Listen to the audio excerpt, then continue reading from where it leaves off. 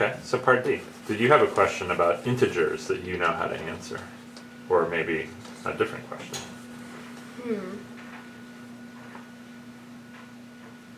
Well, like maybe about rational numbers. Okay, it can be about anything. So like, how do you know the square root of 3 is rational? Oh, awesome question. Or irrational. Irrational. Okay, square root of 3 is irrational. Was that an example that he talked about in the lecture, or did you just remember? I just remembered this. Okay, that the square root of 3 is irrational. Okay, yeah, that's exactly the kind of question that he was talking about, though, because that is this, which one of those sets in that Venn diagram you drew, where does square root of 3 live? It was in the irrational numbers. Okay, so why?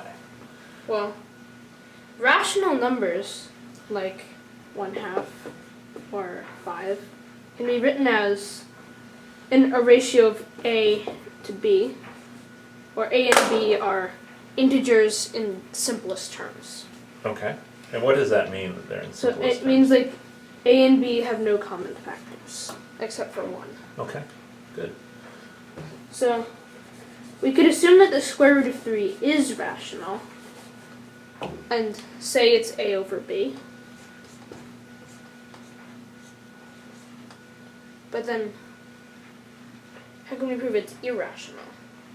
Okay, so write what you're saying, A over B equals, and put a little question mark over that equals square root of 3. Okay? So, and A and B have to be both integers. And not only that, in lowest terms. Mm-hmm. Okay. So how could we prove this is irrational? Well, we could say that 3 gets square everything. Okay, good idea. Because that's really the only thing we know how to do with square root of 3, right? Is square Yeah. A squared.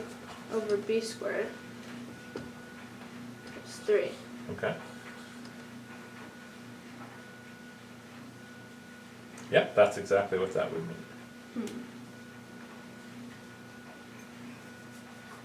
And now it's a question, just like I was hoping for. It's just a question about integers. A squared is an integer, B squared is an integer, and 3 is an integer. So you could say A squared equals 3 times B squared. Okay, sweet. So, well, what does this say? Yeah, good question. What does that say? A squared equals 3B squared. Well, that would mean that A squared and B squared have to have common factors. Interesting. Why? Because, well, Well- I think if you unsquare everything, so you can say, oh, actually, you don't need to unsquare everything. It's saying A squared is 3B squared. Okay. So that would be saying like So that 4, or actually, so you can say that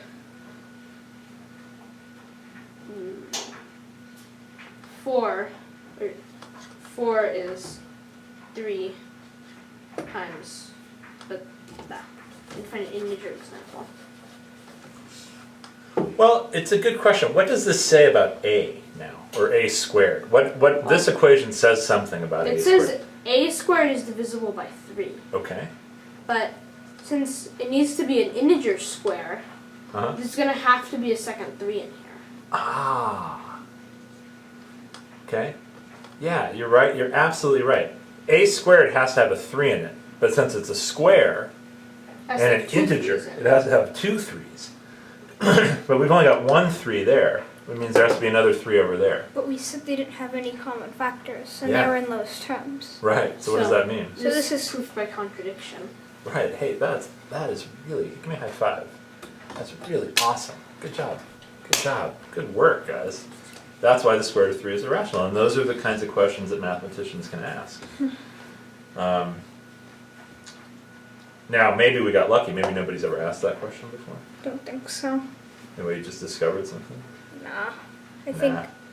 You think Jacob Lurie already knew that square root of 3 was irrational? yeah. Probably. But oh well, those are great. And so that's fun. I loved your questions about I. And you learned some really neat stuff about I all of a sudden. And then this was a great question about square root of 3. Great work, guys. Great work.